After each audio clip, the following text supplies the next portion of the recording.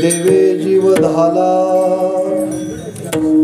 देवे जीव झाला, संसार तो कडू झाला, तेची येता ती ढेकर, आनंदाचे हरिहर. वेधी आणि कास ऐसा जया अंगिकस, तेची येता ती ढेकर, आनंदाचे हरिहर. तुका मनी भूक, तुका मनी भूक, येणे न लगे अनेक, तेची येता ती ढेकर, आनंदाचे हरिहर. पांडुरंगा करू प्रथम नमन, दुसरे चरण संतांच्या, त्यांच्या कृपादानी कथेचा विस्तारू बाबाजी सद्गुरु दास तुका. नमो ज्ञानेश्वरा, नमो ज्ञानेश्वरा, निवृत्ती उदारा सोपान देवा. नमो मुक्ताबाई त्रिभुवन पावनी, आद्यत्रे जननी देवाची. नमो सद्गुरु तुकया ज्ञानदीपा, नमो सद्गुरु सच्चिदानंद रूपा, नमो सद्गुरु भक्त कल्याण मूर्ती, नमो सद्गुरु भास्करा पूर्ण कीर्ती. श्री संताची माता चरणावरी, साष्टांग हे करी दंडवत, विश्रांती पावलो सांभाळावतरी, वाढले अंतरी प्रेम सुख. देवे जीव झाला, जेवे जीव झाला, संसार तो कडू झाला, तेची येता ती ढेकर, आनंदाचे हरिहर.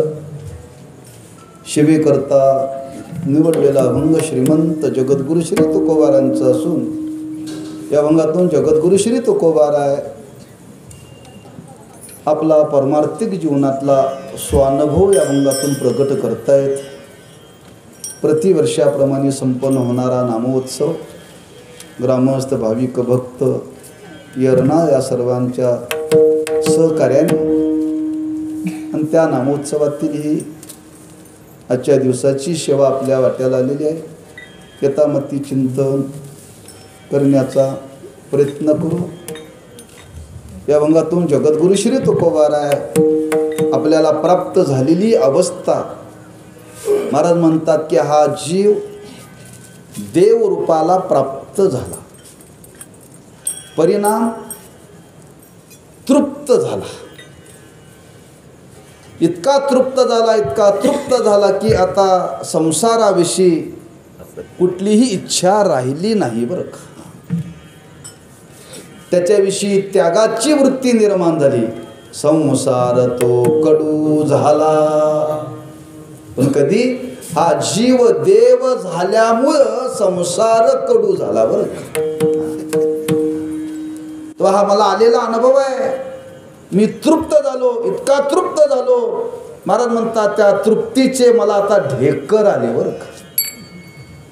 तेची येता ती ढेकर, आणि ते सामान्य स्वरूपाचे ढेकर नाही, आनंदाचे हरिहर, आनंदाचे ढेकर बरं का. आणि ज्या आनंदाचे ढेकर माझ्या जीवनामध्ये आले, महाराज म्हणतात तो आनंद सामान्य नाहीये. हा, ज्यांना ज्यांना अनुभवाला आला त्या आनंदाचं सामर्थ्य आहे अंगभूत. जो कोणी त्या आनंदाचा अनुभव घ्यायला गेल तो परत विषयात येणार नाही बरं का. वेधी आणि कास, अनेकांना आकर्षित करण्याचं सामर्थ्य त्या आनंदामध्ये आहे.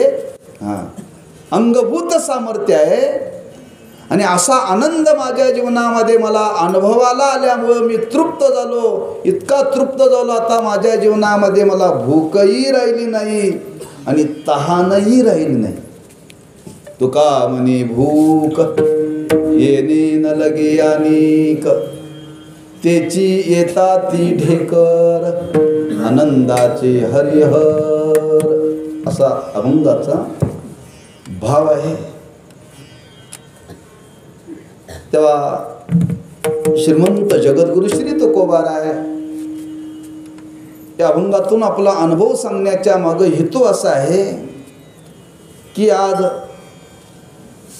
प्रत्येक मानव जीवाच्या अंतःकरणामध्ये एक इच्छा आहे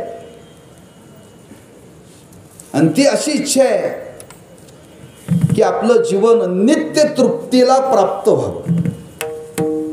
जीवन नित्य तृप्तीला प्राप्त व्हावं. प्रत्येकाला वाटतं मी तृप्त झालो पाहिजे, प्रत्येकाला वाटतं बरं का. नुसतं वाटतं नाही, त्याच्याकरता माणसं जीवनामध्ये प्रयत्नही करतायत बरं का. मग प्रत्येक जण प्रयत्न करतोय, तृप्त व्हावी अशी इच्छा आहे. मग आतापर्यंत प्रयत्न करणारा कोणी तृप्तीला प्राप्त झाला का? ज्याला इच्छा आहे, प्रयत्न करतोय, तो प्राप्त झाला नाही. पण तुकोबारे म्हणतात आम्ही मात्र तृप्तीला प्राप्त झालो बरं का. का? माणसं फक्त इच्छा करतायत, प्रयत्न करतायत, पण योग्य साधनाचं अनुष्ठान करत नाहीत बरं का. भूक लागलेली आहे, एवढी भूक लागलेली, एवढी भूक लागलेली आहे. आता ती भूक शमवली पाहिजे. मग भूक शमवण्याकरता काय खावं? चुकीचं आहे. हा, भूक शांत झाली पाहिजे. मग भूक लागल्यानंतर माणसं काय करतात? भेळ खातात. भेळ काय खातात? आता भूक लागल्यानंतर भेळ खाऊन भूक थांबते का? थांबत नाही. थांबली तर क्षणिक. काय? क्षणिक बरं का. म्हणजे भूक लागलेल्या माणसाने भेळ खाऊन त्याची भूक कधी थांबत नाही. हा, ते भुके करताच आहे, पण भूक शांत करण्याचं सामर्थ्य भेळेमध्ये नाही बरं का. त्या मानाचं अन्नच खाल्लं पाहिजे बरं का. त्या मानाचं अन्नच खाल्लं पाहिजे. म्हणजे भूक लागल्यानंतर काहीही खाऊन चालत नाही. जे खाल्ल्यानंतर भूक शांत होते ते खावं. तसं तृप्तीची इच्छा आहे, पण काहीही करून तृप्ती होत नाही. कोणत्याही मार्गाने जाऊन तृप्ती होत नाही. हा, तृप्ती व्हावी असं जर वाटत असेल तर त्याला एकच परमार्थाच्या साधनाचं अनुष्ठान करावं लागेल. परमार्थाच्या साधनाचं अनुष्ठान करावं लागेल. हा, म्हणजे आमची तुमची इच्छा आहे तृप्त होण्याची, प्रयत्नही करतोय, पण प्रयत्न करूनही आमच्या जीवनामध्ये तृप्ती झालेली नाही. का झालेली नाही? आम्ही तृप्तीची इच्छा कुठं धरलेली आहे? मी तुम्हाला त्याच्याकरता उदाहरण दिलं भेळचं बरं का. भेळ दिसायला फार चांगली असते बरं का, चवीलाही फार खमंग असते. मी खात नाही.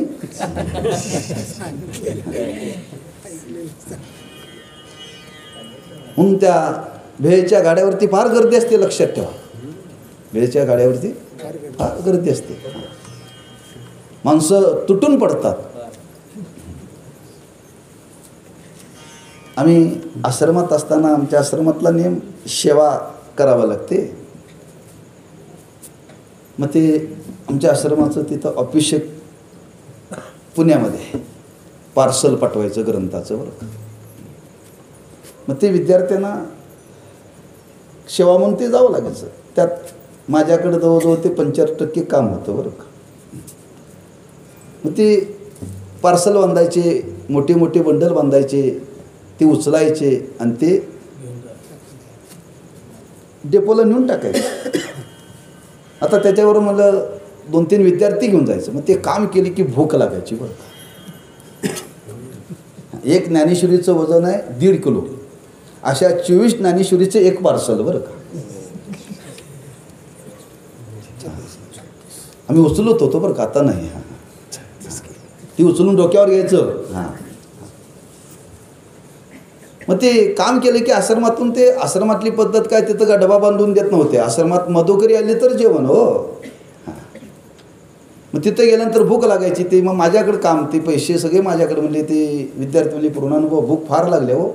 मग ते आमच्या ऑफिसच्या शेजारी भेळचं दुकान, ओली नाही बरं का, कोरडी आणायची आम्ही. कांदे माय कांदा खायचा नाही. हां, मग ते शेंगदाणे, कुरकुरीत चिरमुरे आणि हिरव्या मिरच्याचा ठेचा एवढा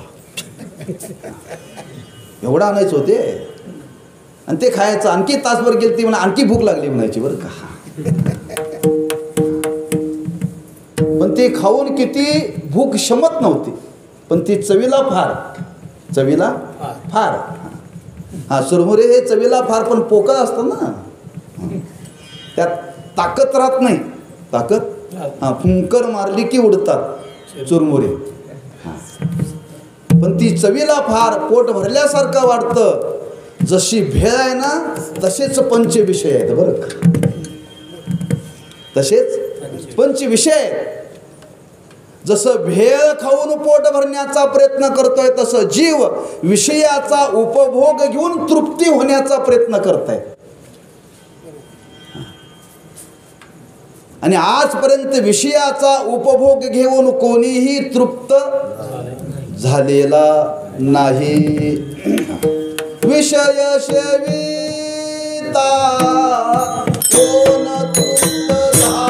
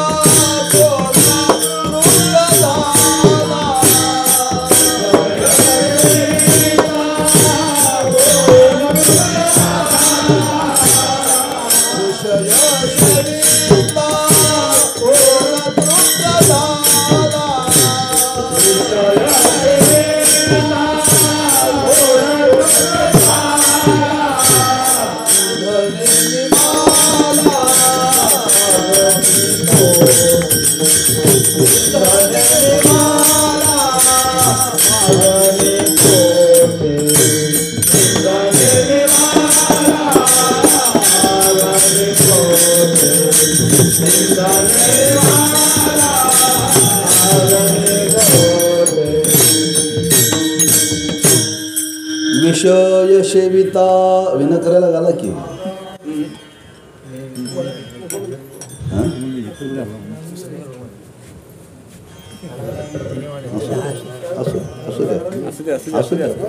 राहू दे आता बोलायला लावू नका मला. हो, पणाकर काही सांगतोय. हां, तुम्ही पणाकर सांगताय. हां, परंपरा आहे. मी परवा बोललो कोणते का त्या चौंडाळा कुठलं गाव मला लक्षात येईना. ते म्हणजे पणाकर सांगून गेले काही नवीन नियम काढू नका. मी तिथं विषय मांडला. हां, हे फडकऱ्यांना माहिती नाही. परंपरेनं फडकरी कीर्तन करतात ते माहीत नाही, ते पणाकराला माहिती आहे. तुम्ही म्हणता होय. कोणी येऊन सांगलो जे कीर्तनकार आणि तुम्ही ऐकणार त्याचं. हां, तुम्ही नाव घेतला म्हणून मी नावाना उल्लेख केला बरं का. हां, कोणाचं ऐकून काही करू नका.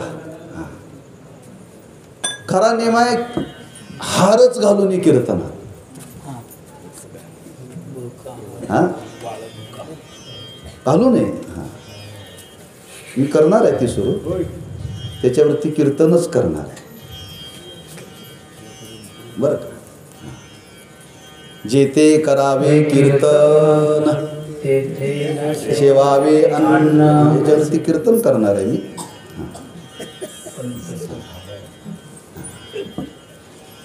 म्हणजे काहीतरी ऐकून काहीतरी तुम्ही करू नका बरं का. कारण कीर्तनकाराचा हार विण करायला घातला म्हणजे ते विणकऱ्याचा अपमान हे चुकीचं आहे असं कुठं लिहिलेलं नाही बरं का. कुठं लिहिलेलं नाही. कीर्तनकार आणि विणकरी एकाच गादीवरती आहेत, लक्षात ठेवा.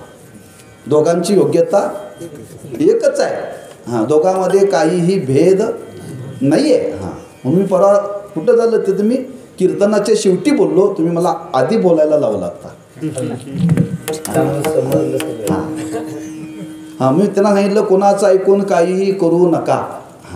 ऐकू नका. त्याच्या मागं काय शास्त्र माहिती आहे का? बरं, परंपरा पहा. परंपरेनं आज एवढा विचार केला जातो, तिथं चौकशी करा ना आणि मग त्याचा निर्णय करा ना. दुसरा कीर्तनकार उद्या काय तर सांगेल नेम, तुम्ही पाहणार आहे का तो? असं तिथं शहानिशा करून घ्या बरं का. आणि त्याच्या पुढं माझं मत आहे, कीर्तनकारांनी असलं काहीतरी सामान्य गोष्टी समाजात सांगूच नये. अभंगाचं चिंतन सांगावं आणि जावं. हे हार घालू नका आणि ते त्याला घाला आणि ते घाला. हार घालण्याने काय फरक पडत नाही, न घालण्याने काय फरक पडत नाही. आणि माणसात कीर्तन ऐकून बदल ना, सांगणाऱ्यांचा बदल ना, ह्यात कायचा तरी विचार करा ना. नको त्याचा विचार कशाला करता. ते हार घालू नका, तो अपमान होतोय. अरे कीर्तन करून आम्ही काय सांगायचं तुम्ही मुद्द्याचं बोला आणि तेवढं जा ना. नको ते वादाचं निर्माण होईल असं काही कीर्तनकारांनी बोलूच नाही, या मताचा मी. बरं का, समजून घ्या. असो, कुठं होतो आपण?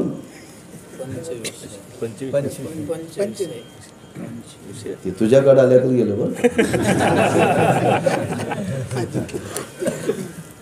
विषय सेविता कोण तृप्त झाला, इंधने निमाला अग्निकोटी.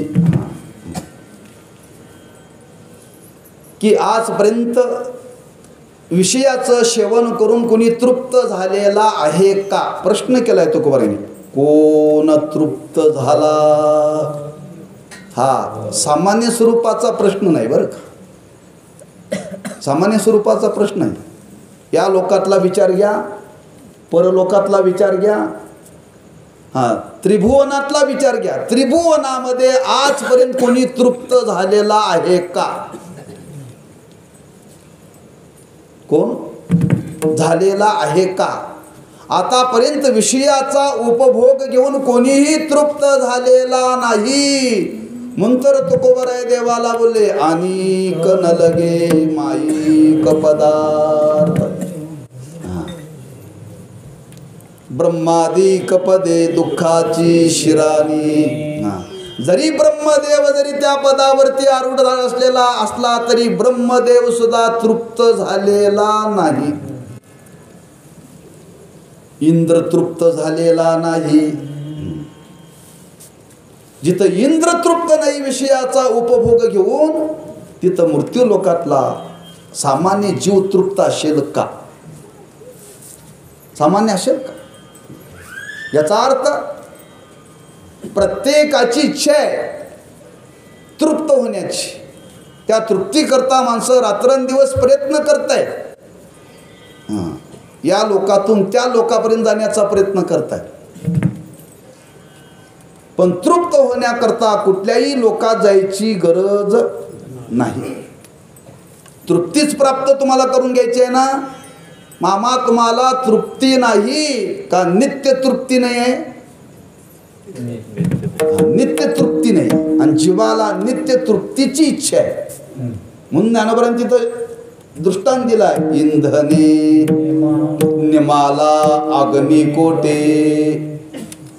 इंधन म्हणजे सरपण, जळत.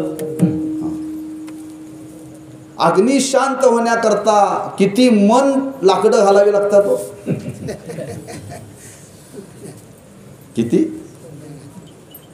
किती लाकडं घातल्यानंतर अग्नी शांत होईल? शांत होत नाही. ज्ञानोबांनी वर्णन केले, भोगी काम वाडे आगीशी हाका कचडे.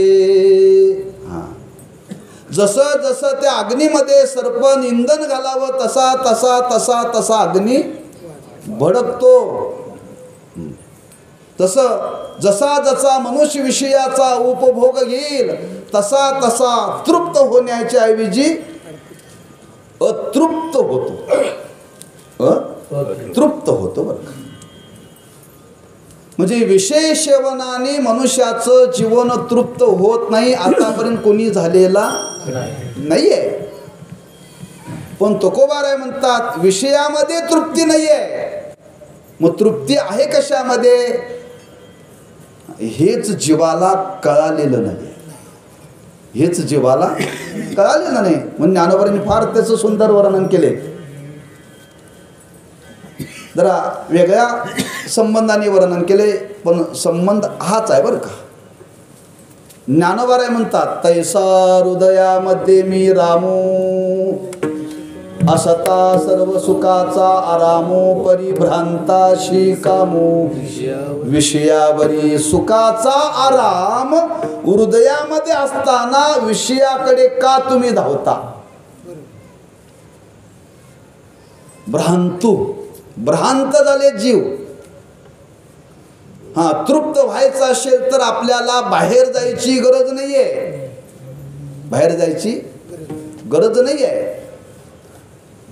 बाहेर म्हणजे घराच्या बाहेर नव्हे, गावाच्या बाहेर नव्हे. जे देवाने दिलेलं आम्हा तुम्हाला शरीर आहे, त्या शरीरामध्ये राहूनच माणसाला तृप्त होता येतं. त्या शरीरामध्ये राहूनच तृप्त होता येतं. बाह्य विषयाची गरज नाहीये. बाह्य विषयाची गरज नाहीये. पण याच्याविषयी जीवाला अज्ञान आहे. याच्याविषयी जीवाला अज्ञान आहे बरं का, फार मोठं अज्ञान आहे. हां, म्हणून त्याला ज्ञानोबांनी दृष्टांत दिलेला आहे की विषयाविषयी मनुष्याच्या जीवनामध्ये अज्ञान आहे बरं का. विषयाविषयी अज्ञान आहे. आणि दुसरं विशेष स्वरूपाविषयी अज्ञान आहे. एक विषयाविषयी अज्ञान आहे आणि एक विशेष स्वरूपाविषयी अज्ञान आहे. विषयाचं अज्ञान आहे. ज्ञानोबाराय वर्णन करतात अंतर नेनती बापुडे, अगत्य विषय सेवन घडे, काय पुय पंकीचे किडे चिळशी घेती. ज्ञानोबाराय म्हणतात पायाला जखम झालेली आहे, जखम, आणि ती परिपक्व झालेली आहे बरं का. एवढी परिपक्व झालेली आहे अगदी ती पुवानी भरलेली आहे. आणि त्या पुवामध्ये किडे नाचतायत आनंदाने. असो ऐसा कोटे आठवची नाही. काय ती किडे एवढी आनंदाने, त्याला वाटतं याच्यासारखा आनंद कुठंच नाही. कोणाला वाटतंय? किड्यांना वाटतंय. कुठल्या किड्यांना? हा, घाणीमध्ये जखमेमध्ये राहणाऱ्या, पुवामध्ये राहणाऱ्या किड्यांना. का त्या किड्यांना त्या जखमेचं ज्ञान नाही आहे, अज्ञान आहे. आणि त्या अज्ञानामुळे त्याला वाटतंय हेच खरं सुख आहे. ज्ञानोबाराय म्हणतात तीच अवस्था ह्या किड्यांची झाल्या बरं का. काय या किड्यांची झालेली आहे. हा, त्या पुवामध्ये नाचणारे किडे काय आणि विषयामध्ये नाचणारे किडे काय? ज्ञानोबाराय म्हणतात सारखेच. माऊलींचा हा अधिकार आहे बोलण्याचा. म्हणजे आम्हा तुम्हाला माऊलींनी उपमा दिलेली आहे पुवातल्या किड्याची. महाराज म्हणतात त्या पुवामध्ये राहणाऱ्या किड्याला किळस सुद्धा येत नाही हो. आम्हाला किळस आल्या कधी आतापर्यंत प्रपंचाची, कधी विषयाची आल्या काली नाही. अंतरने नती बापुडी. हा, त्या विषयाचं स्वरूप कळालेलं नाहीये आणि विषयाचं स्वरूप कळालेलं नाही. त्याला वाटतं मी तृप्त झालो पाहिजे, तृप्त झालो पाहिजे, पण हे शक्य नाहीये. विषय बोले बोलले जीवा, विषय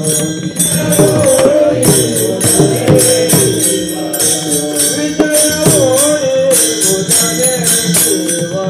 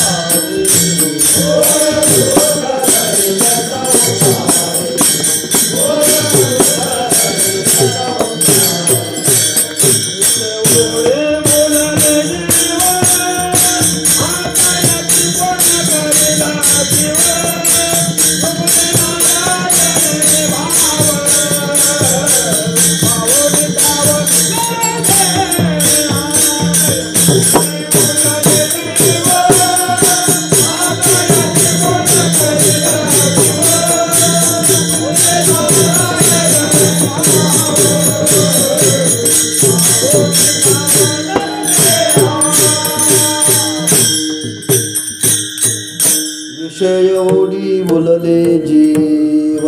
हा विषयाकडे जीवाची ओढ आहे. का ओढ आहे? त्याचं अज्ञान आहे म्हणून. अज्ञान आहे आणि त्या अज्ञानामध्ये राहून जीवाला इच्छा निर्माण झाल्या तृप्तीची. बरं का? तृप्तीची इच्छा निर्माण झालेली आहे. महाराज म्हणतात तृप्तीची इच्छा निर्माण होण्याकरता कमीत कमी आपल्या अंतःकरणामध्ये सदसद विवेक जन्माला आला पाहिजे. काय आला पाहिजे? सदसद विवेक.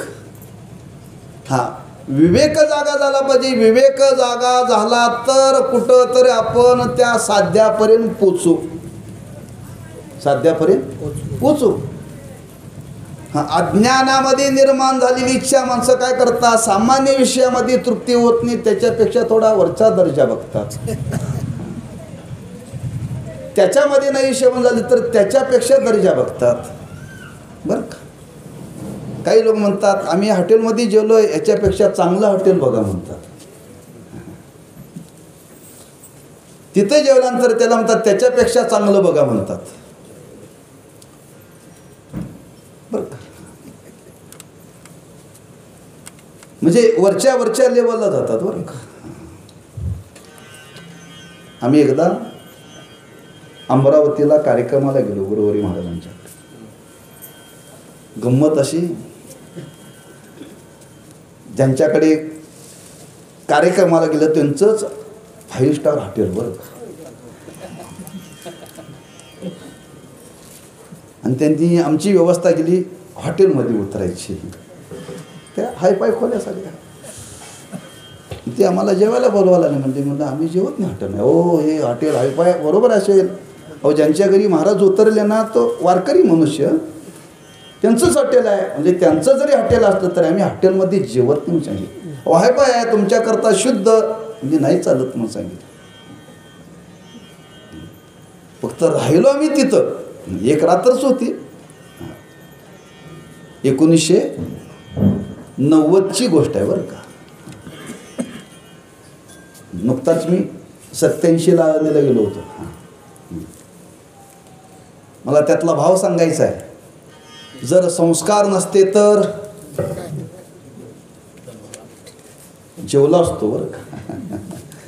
संस्कार नसते तर जेवला असतो. लक्षात ठेवा. म्हणजे माणसं ती सामान्य विषय बघून तृप्ती होत नाही. त्याच्यापेक्षा चांगला, त्याच्यापेक्षा चांगला. हां, पण शेवटी विषयच आहे. त्याचं अज्ञान अजून माणसाच्या जीवनातलं गेलेलं नाही. बरं का? म्हणून तृप्तीची इच्छा निर्माण व्हावी. तृप्तीची इच्छा निर्माण होण्याच्या पुढे ज्ञानोबाराय म्हणतात वा तुकोबाराय म्हणतात त्या विषयाचं स्वरूप कळावं लागतं. काय कळावं लागतं? विषयाचं. हा विषयाचं स्वरूप जर कळालं तर समजावं सदसद विवेक आपल्या अंतःकरणामध्ये जागा झालेला आहे. किंवा विवेकाशिवाय ते कळत नाही आहे. कळत नाही. बरं का? लक्षात ठेवा. आणि परमार्थामध्ये जर आपल्याला खरंच पूर्णत्वाला जावं असं वाटत असेल तर पहिल्यांदा परमार्थ करणाऱ्यांच्या अंतःकरणामध्ये विवेक जागा झाला पाहिजे. काय झाला पाहिजे? विवेक जागा झाला पाहिजे. ज्याच्या अंतकरणामध्ये परमार्थात विवेक जागा झाला समजावा तो पूर्णत्वाला जाईलच, पूर्णत्वाला जाईलच. मग तो कधी निर्माण होईल? कधी निर्माण? सत्संगतीने बरं का, सत्संगती. आणि त्या सत्संगतीने तो विवेक जागा होतो. आणि सत्संगतीने विवेक जागा झाला की मग त्याची पुढची वाटचाल सुरू होते. मग त्याला पुढं सांगितलं जातं बाबा की आता तो निष्काम कर्माचं अनुष्ठान केलं पाहिजे, निष्काम उपासना केली पाहिजे. आणि निष्काम कर्माचं अनुष्ठान, निष्काम उपासना केली पाहिजे. किती दिवस केली पाहिजे? 7 दिवस अखंड हरिनाम, दीर्घ काल केली पाहिजे. किती दीर्घ काल? किती दीर्घ काल? एवढा दीर्घ काल त्याच्यामध्ये केला पाहिजे, एवढा दीर्घ काल केला पाहिजे. आपल्याला आपल्या स्वरूपाचंही भान राहता कामा नये. वाल्या कोयाचं जीवन पहा, तेवढं एवढं मोठं त्याने अनुष्ठान केलं, एवढं मोठं त्याने अनुष्ठान केलं की मी कधी अनुष्ठानाला बसलो होतो, मी वाल्या आहे याचं भान सुद्धा त्याला राहिलं. हां, म्हणजे आपल्या पूर्व स्वभावाला आपण विसरलं पाहिजे.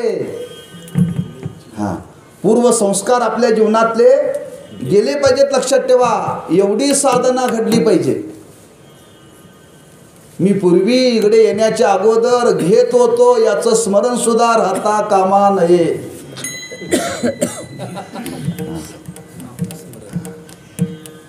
एवढे संस्कार त्या परमार्थाचे अंतकरणावरती झाले पाहिजे बरं का. हां, आणि एवढे संस्कार जर त्याच्या अंतकरणामध्ये झाले तर महाराज म्हणतात त्याच्यातून हरीची आणि गुरुची कृपा होते.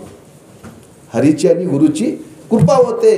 आणि हरीची आणि गुरुची कृपा झाली की आपल्या जीवनातलं विशेष स्वरूपाचं अज्ञान निवृत्त होतं. आणि ती विशेष स्वरूप जर कोणतं असेल तर तुकोबाराय म्हणतात मला माझ्या स्वरूपाचं ज्ञान झालं. मी स्वतःला जीव जीव समजत होतो, मी जीव जीव नसून माझ्यावरती त्या गुरूंची कृपा झाली. आणि त्या गुरूंच्या कृपेने काय आलं, मी जीव नसून मी देव आहे. हे ज्या दिवशी ज्यांच्या कृपेने काय आलं त्या दिवशी काय घडलं? देवे देव देवे जीव धारा, देवे जीव धारा, देवे जीव धारा.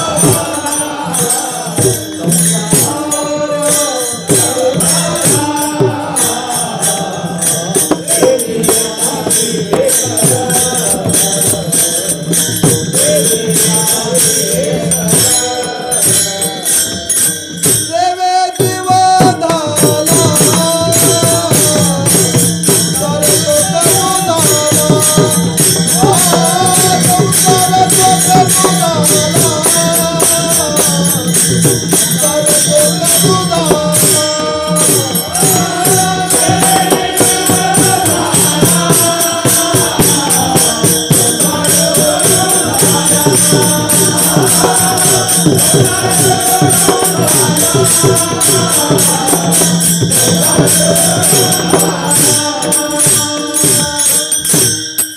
देवी जीव धाला ना तृप्त, हा जीव आज तृप्तीला प्राप्त झाला. लोकांचं सांगत नाही, तुकोबर आहे, स्वतःच सांगताय. देवी जीव झाला म्हणजे हा जीव देव झाला. म्हणजे देव आहे कसा हो? देव कसा आहे कोणाला माहिती आहे? सच्चिद आनंद स्वरूप आहे. आनंद हे देवाचं स्वरूप आहे. तो ज्ञान स्वरूप आहे आणि तो नित्य स्वरूप आहे. किंबहुना तो नित्य तृप्त आहे. तो नित्य तृप्त आहे. तो नित्य तृप्त असलेलाच आज जीव, त्या जीवाला तो अनुभव आला. बरं का? काय आला? अनुभव आला. म्हणून तर जागोजागी आम्हाला याची जाणीव करून दिलेली आहे संतांनी. तुम्हाला सुखी व्हायचं आहे ना, मग सुखी होण्याकरता काय सांगितलं? लग्न करा, व्यापार करा, नोकरी करा. हा, सुखाचा अनुभव तुम्हाला यायचा असं वाटत असेल तर काय करा म्हणून सांगितलं? आपुला तो एक देव करुणी घ्यावा. आपुला तो एक देव करुणी घ्यावा. आपुला तो एक देव करुणी घ्यावा. आपुला तो एक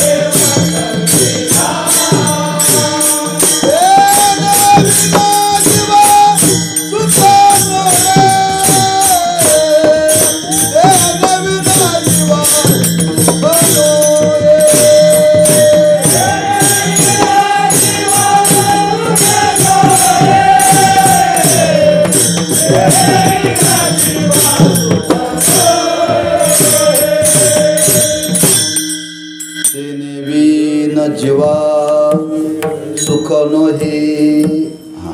म्हणजे सुखाचा अनुभव यावा असं वाटत असेल तर काय करा म्हणून सांगितलं? देव आपलासा करा. हा, सुखरूप म्हणणं काय आणि आनंदरूप म्हणणं काय एकच. बरं का? आनंद हेच आपलं स्वरूप आहे, पण आम्हाला पटायला तयार नाही. पटायला पटतंय, पटल्यासारखं वाटतंय. माणसं कीर्तनात माना हलवतात, सांगणाऱ्याला वाटतंय मी सगळं सांगितलेलं यांना पटायच लागलं. मी सांगितलेलं सगळं पटायच लागलं असतं. माणसं कीर्तनापुरती मान हलवतात हो. कीर्तनापुरती मान हलवतात. आता काही काहींची माणसाची कायमच मान हलते, तो भाग वेगळा. पटलं तर मान हलवावी असा नियम आहे बरं का. पटलं तर आपल्याला हे पटलेलं नाही, पटल्यासारखं वाटतं. पण तुकोबाराय म्हणतात पटलं नाही म्हणतात. तुकोबाराय म्हणतात मला अनुभवच आला, मला हा अनुभवच आला. कधी आला? त्यामागे ही साधना केली बरं का. हा अनुभव येण्याकरता मी 2 मुद्दे बोलून गेलो फक्त. निष्काम कर्म आणि निष्काम उपासना. निष्काम कर्म आणि निष्काम उपासना करण्याने घडतं काय व काय घडतं? आपण कीर्तन ऐकतो नेहमी, नाही सरळ सरळ सांगा. काय कळालं असेल, नाही कळलं तर राहू दे, मी सांगतोच. मी काय तुम्हाला प्रश्न विचारण्याकरता आलेलं नाही. निष्काम कर्म आणि निष्काम उपासना यानी अंतकरणाची शुद्धी होते. ज्याच्या अंतकरणाची शुद्धी झाली त्यालाच अनुभव येतो. ज्याचं अंतकरण शुद्ध झालेलं नाही त्याला अनुभव येत नाही. आम्ही कीर्तन ऐकतोय, सर्व काही करतोय, पण आम्हाला अनुभव नाही. का अनुभव नाही? आमचं अंतकरण शुद्ध नाही. अंतकरण शुद्ध नाही आहे. म्हणून वर्णन केले, जे ते करावे कीर्तन. कीर्तन हे उद्धाराचं साधन आहे. कीर्तन हे उद्धाराचं साधन आहे. जिथं उद्धार करून घ्यायचा आहे तिथं मोबदला काहीही घ्यायचा नाही. तिथं मोबदला काहीही घ्यायचा नाही. नवे नवे हार सुद्धा घालून घ्यायचा नाही. तुम्ही साधना करण्याकरता निघाला का देवाकडून पूजा करून घेण्याकरता निघाला समाजाकडून? प्रश्न केलाय तिथं तुकोबारायांनी. पूजा कोणाची करावी? संतांची. जी पूर्णत्वाला गेली घाली संताशी आसनी पूजा करी काया वाचा मनी. एका जनार्दनी इच्छेले ते पूर्वी. संतानाच हार घालावा, बाकी कोणाला हार घालूच नाही. का? आपण उद्धाराकरता ही साधना करतोय.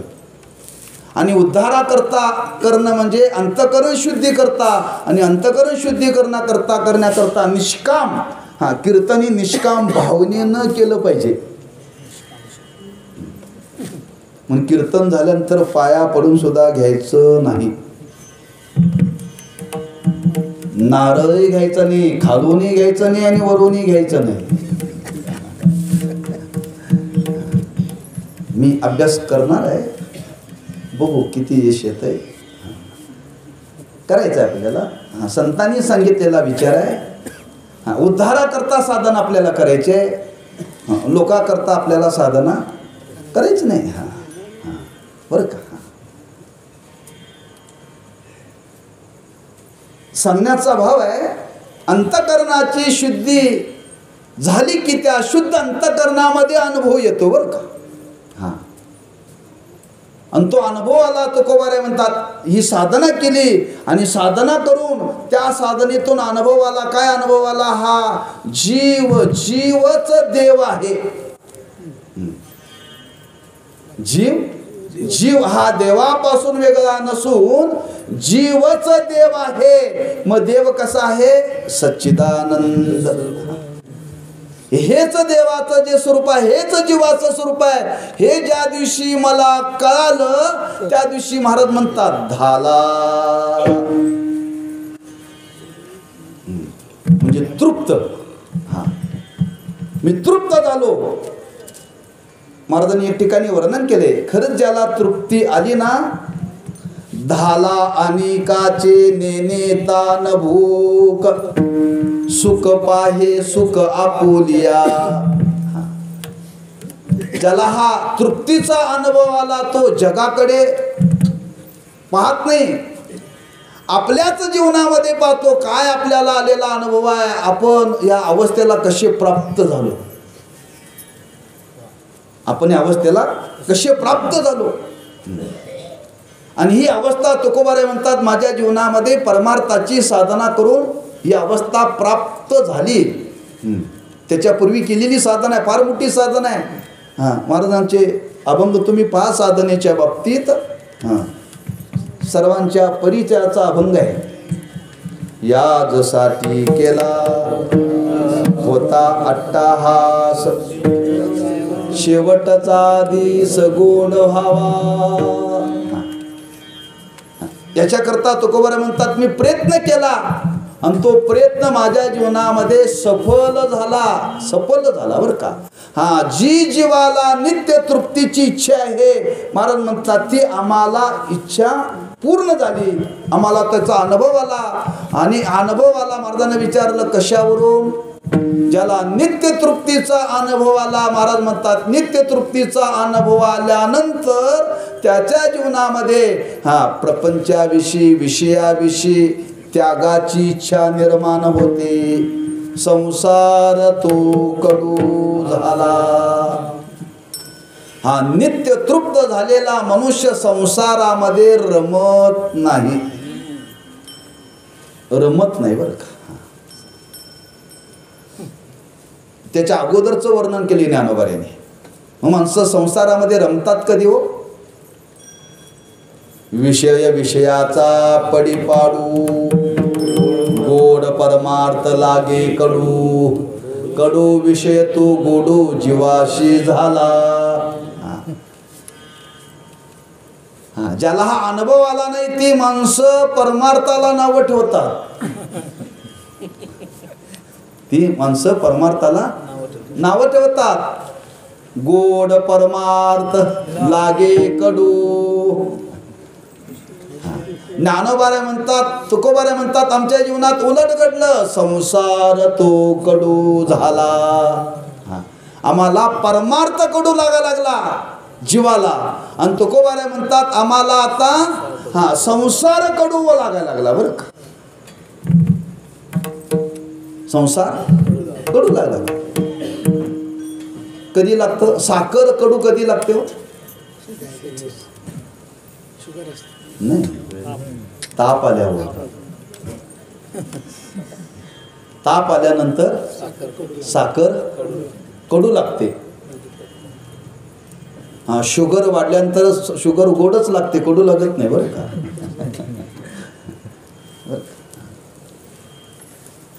किंवा एखाद्याला सर्पदंश झालेला आहे, विषाची बाधा झालेली आहे, विषाची बाधा झालेली आहे की नाही बघण्याकरता त्याला साखर खायला द्यायची बरं का. आणि साखर खायला दिल्यानंतर ते जर कडू लागायला लागले म्हणजे समजावं याला विषाची बाधा झाली. विषयाची बाधा झालेल्या माणसाला साखर कडू लागते, तसं विषयाची बाधा ज्याला झाली त्याला परमार्थ कडू लागतो बरं का. तुकोबारे म्हणतात आमच्या जीवनामध्ये उलट घडलं, आमच्या जीवनामध्ये उलट घडलं. आम्हाला ह्या परमार्थाचा अनुभव आला आणि परमार्थाचा अनुभव आल्यावर महाराज म्हणतात आम्हाला आता हा संसार कडू लागा लागला. संसार कडू वाटणं म्हणजे संसाराविषयी वैराग्य निर्माण होणं बरं का. संसाराविषयी वैराग्य निर्माण होतं. कसं वैराग्य निर्माण होतं महाराज म्हणतात ही अवस्था प्राप्त झाल्यानंतर त्या संसाराविषयी आमची भावना कशी झाली. विठ्ठले हे चित्त प्रपंचापासून,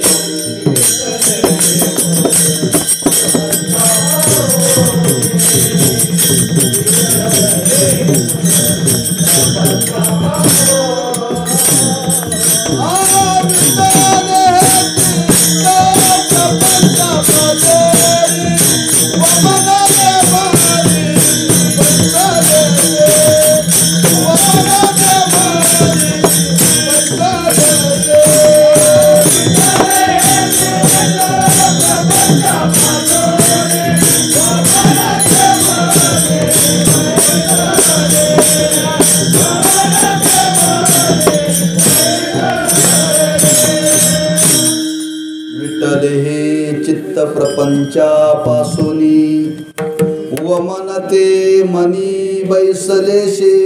त्या प्रपंचाविषयी वीट नाम वैराग्य. कधी तृप्तीचा अनुभव आल्यानंतर आता त्या संसाराविषयी त्यागाची इच्छा निर्माण झाली बरं का. का म्हणून मी 2 शब्द बोलून गेलो. जाणीवपूर्वक मी आपल्यासमोर हा विचार मांडलेला आहे. एक विषयाचं अज्ञान आणि एक स्वरूपाचं अज्ञान. दोन्हीही विषयीचं अज्ञान राहिलं नाही बरं का. स्वरूपाचं अज्ञान निवृत्त झालं म्हणजे आपलं स्वरूप कळालं. परिणाम विषयाविषयी अज्ञान राहिलं नाही. विषयाविषयी अज्ञान राहिलं नाही. दोन्हीपैकी एक घडावं लागतं बरं का. एक विषयाचं तरी अज्ञान गेलं पाहिजे, नाहीतर स्वरूपाचं तरी अज्ञान गेलं पाहिजे. दोन्हीपैकी एक घडलं तरी घडतंय बरं का. एक विषय तरी कळले पाहिजे. विषय कळले की देव कळेल, देव कळला की विषय कळतील. आमचं कसं आहे, एक व्यवहारात म्हण आहे, येडीला सासरी सारखंच आणि माहेरी सारखंच. येडीला बरं का, विडी पण शब्द येडी वापरला जातो बरं का. म्हणजे अज्ञानी लोकाला परमार्थही सारखाच आणि प्रपंचही सारखाच. त्याच्या पुढे जाऊन बोलू का.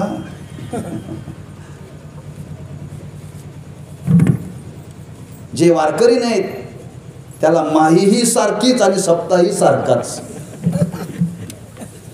काय फरक वाटतो त्याला. त्याचं स्वरूप कळालं पाहिजे. महाराज म्हणतात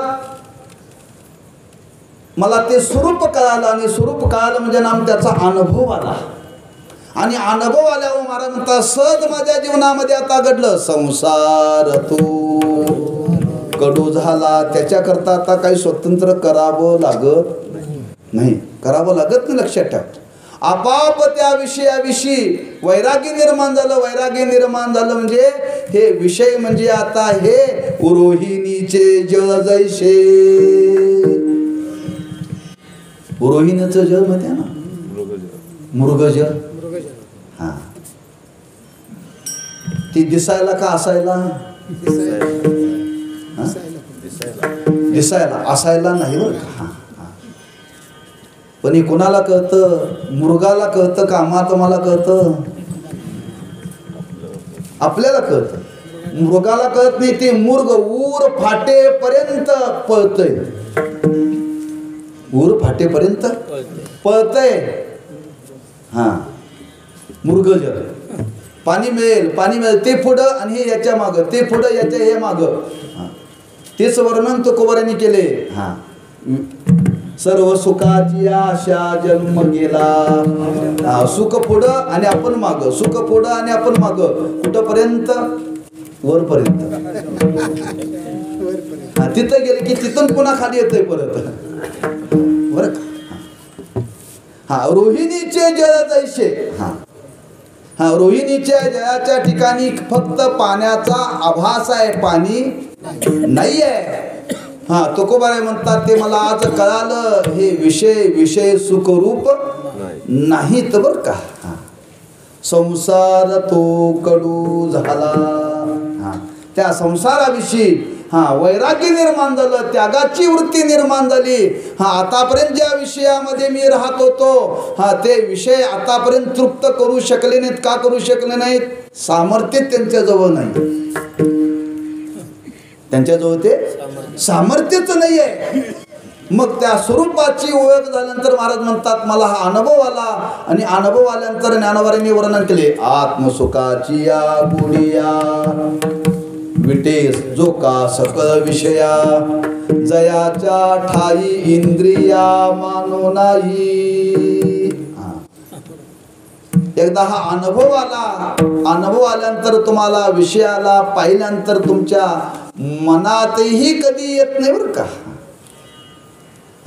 मौलीनी शब्द वापरलाय, इंद्रिय ढुंकूनही त्याच्याकडे पाहत नाही. जयाच्या ठाई इंद्रिया मानू नाही. वैराग्य तुम्हाला पाहायचं असेल तर तुकोबांच्या जीवनामध्ये पहा. प्रसिद्ध आहे, आपल्याला सर्वांना माहिती आहे. तुकोबांच्या जीवनामध्ये काय वैराग्य होतं, फक्त ओठात नव्हतं बरं का, पोटात होतं. पोटात आमच्या कीर्तनकारांच्या ओठात आणि कंठात वैराग्य आहे, पोटात नाही बरं का. पोटात वैराग्य नाही. तुकोबांच्या पोटात वैराग्य होतं. छत्रपती शिवाजी महाराजांनी नजराना पाठवला, महाराजांनी ढुंकून सुद्धा पाहिला नाही. आम्हाला दिलेलं पाकिट उघडून बघतोय.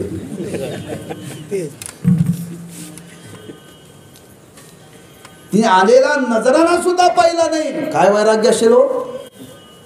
सोपं आहे.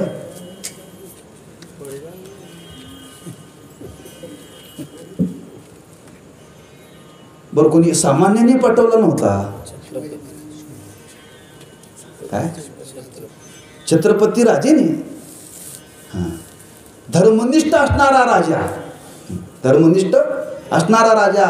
आताचे राजे सुद्धा पाठवतात, निवडणुकीच्या काळात पाठवतात. कोणाची नजर लागणार नाही असं पाठवतात, म्हणून त्यांना नजरानं आताच म्हणायचं.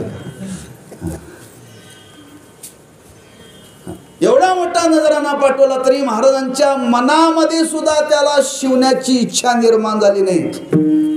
याला म्हणावं संसार तू. आमचं कसं आहे, बायका पोराने हाकलून दिलं, ते म्हणले आता कंटाळलोय हो, आता कंटाळलोय. असं नाही आहे.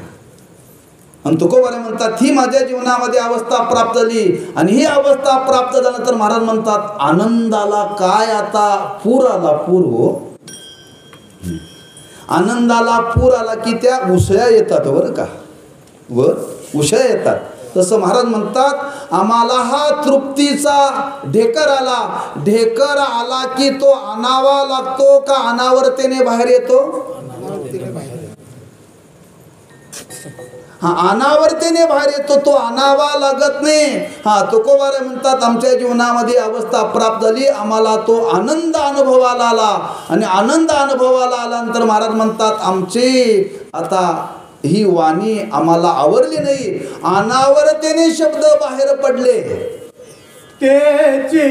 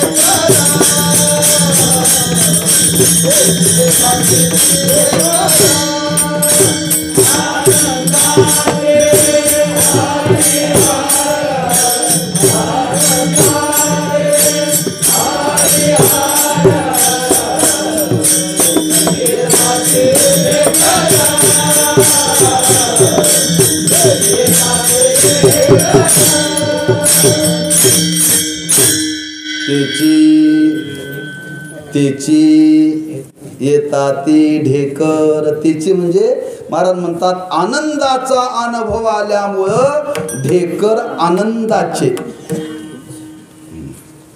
जो पदार्थ खाल्ला जातो त्याचेच ढेकर येतात. आणि खाल्लेला पदार्थ नाही पचला तर कर्प येतात. कर्प जसा पदार्थ त्या पदार्थाप्रमाणे ढेकर असतात बरं का. महाराज म्हणतात आम्हाला आनंदाचाच अनुभव आला. आनंदाचाच. आणि आनंदाचाच अनुभव आल्यावर महाराज म्हणतात आमच्या जीवनामध्ये ढेकर आनंदाचे. कुठपर्यंत कुठपर्यंत ढेकर हो हे.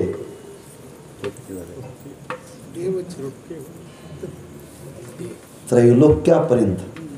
अवघेची त्रैलोक्य आनंदाची आता. अवघेची त्रैलोक्य आनंदाची आता.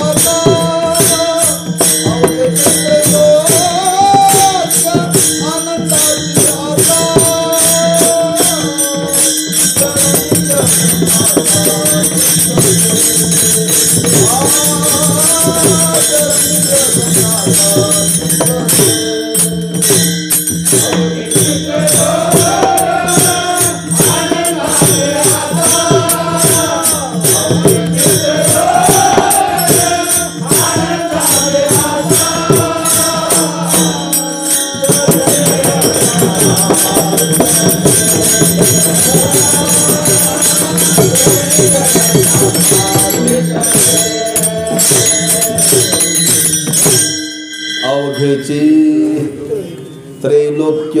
आता त्रैलोक्यात हा अनुभव हा आनंद मावेना. अवघेची त्रैलोक्य आनंदाची आता. तेची येता ती ढेकर आनंदाचे. बरं का. आता आमच्या जीवनामध्ये जे ढेकर आहेत तृप्तीचे आहेत.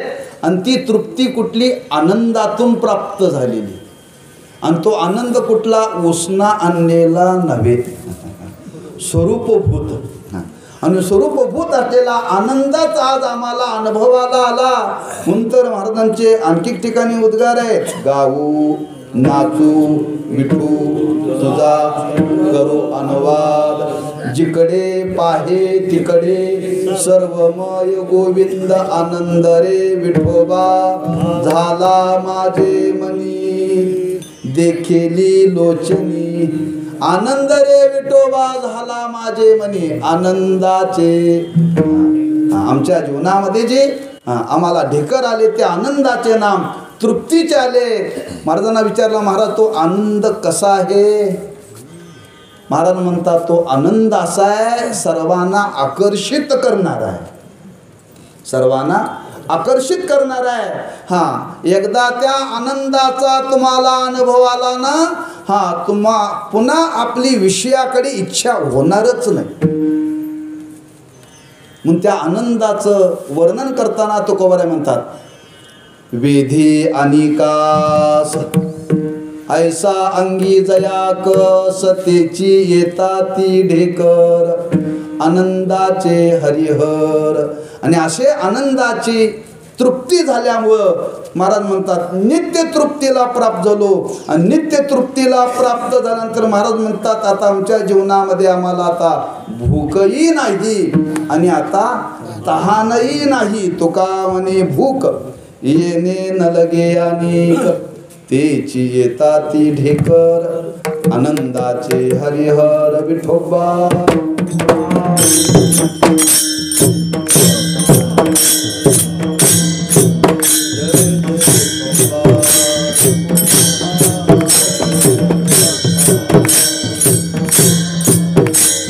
देवे जीव झाला संसार तो कडू झाला तेची येता ती ढेकर आनंदाचे हरिहर. श्रीमंत जगद्गुरु श्री तुकोबाराय आपला स्वानुभव सांगतात. का स्वानुभव सांगतात? जीवाला नित्य तृप्तीची इच्छा आहे, ती नित्य तृप्ती व्हावी असं जर वाटत असेल तर महाराज म्हणतात आम्हाला तो आलेला अनुभव आहे, आम्हाला आलेला अनुभव आहे. तुम्हाला जर अनुभव यावा असं वाटत असेल तर आम्ही जे केलं ते तुम्हाला करावं लागेल. आम्ही जे केलं ते तुम्हाला करावं लागेल. आणि एकदा ती साधना केली की तुम्हाला तो अनुभव येईल. कसा येईल? महाराज म्हणतात तेची येता ती ढेकर आनंदाचे हरिहर. आनंदाचे ढेकर येतात ती, पण आणखी तिथं भाव आहे.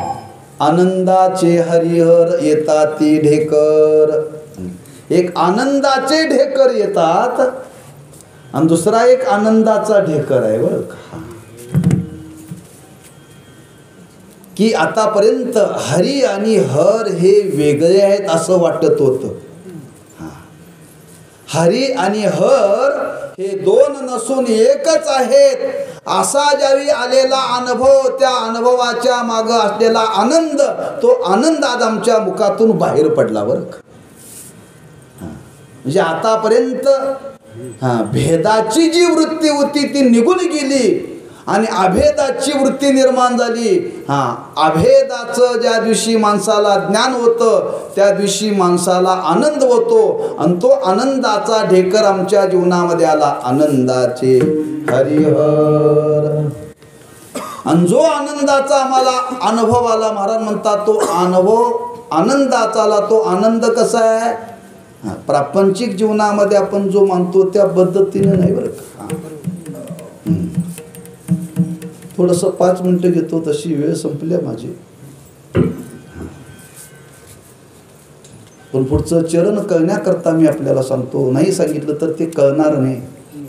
मलाही हुरहुर राहील तुम्हालाही हुरहुर राहील. लग्न केल्यानंतर माणसाला आनंद होतो, बरोबर आहे. कुठपर्यंत? मुलगा होत नाही तोपर्यंत. मुलगा झाल्यानंतर लग्नाचा आनंद शिल्लक राहत नाही. मुलगा झालेला आनंद होतो कुठपर्यंत? तो नोकरीला लागत नाही तोपर्यंत.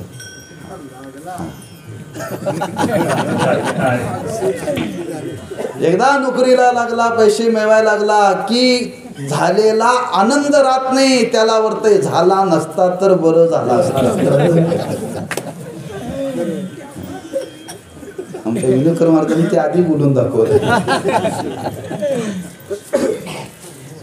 म्हणजे पहिला आनंद कुठपर्यंत, दुसरा आनंद जन्माला येत नाही तो पहिला आनंद बरं का. त्याला आनंद म्हणत नाही.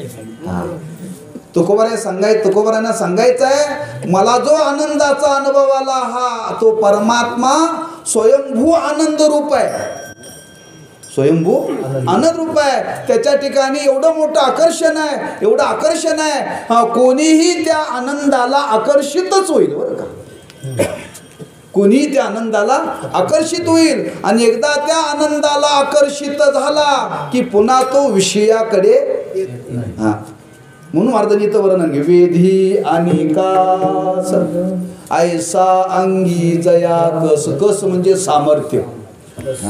त्या स्वरूपभूत स्वरूपाच्या ठिकाणी असलेला जे सामर्थ्य आनंदाचं आहे आणि तो आनंद अंगभूत आहे, तो तात्पुरता नाही आहे. आणि असा आनंद जीवनामध्ये आम्हाला प्राप्त झाल्यावर महाराज म्हणतात, आता तृप्तीचं लक्षण काय हो? एक ढेकर येणं आणि तृप्तीचं दुसरं लक्षण आहे भूक न लागणं. भूक न लागणं. तुकोबारांनी पहिलं लक्षण सांगितलं, त्याची येतात ती ढेकर. आणि दुसरं लक्षण सांगतात, महाराज म्हणतात, आता आम्ही तृप्त झाल्यामुळं आमच्या जीवनामध्ये आता भूक नावाचा प्रकार राहिलाच नाही. तुका म्हणे भूक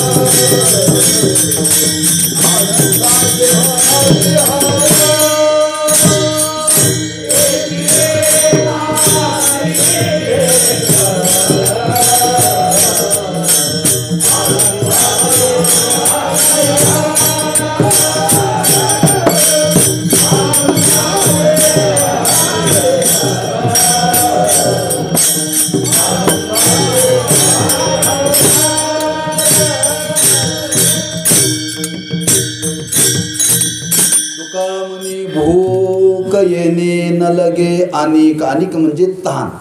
भूकही नाही आणि ताण नाही. कधी तृप्त झाल्यानंतर हे फक्त आनंदाच्या बाबतीत आहे, एरवी नाही बरं का. आपण जेवायला बसल्यानंतर म्हणतो मी तृप्त झालो बरं का तुमच्याकडे आज. काय किती वाजता जेवलो आपण? 8:30ला. आता तृप्त झालंय. कीर्तन झाल्यानंतर घरात म्हणतात थोडासा चहा असेल तर द्या. 8:30ला तृप्त झालेला 11:30ला चहा मागतोय, राहिली तृप्ती?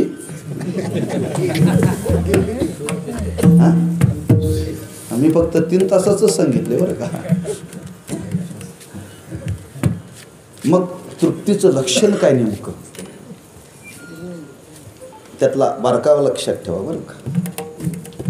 खरंच ज्याला आनंदाचा अनुभव आला, तो नित्य तृप्तीला प्राप्त झाला, त्याला व्यावहारिक भूक लागत नाही. लागते पण त्याच्याविषयी आवड निवड शिल्लक राहत नाही.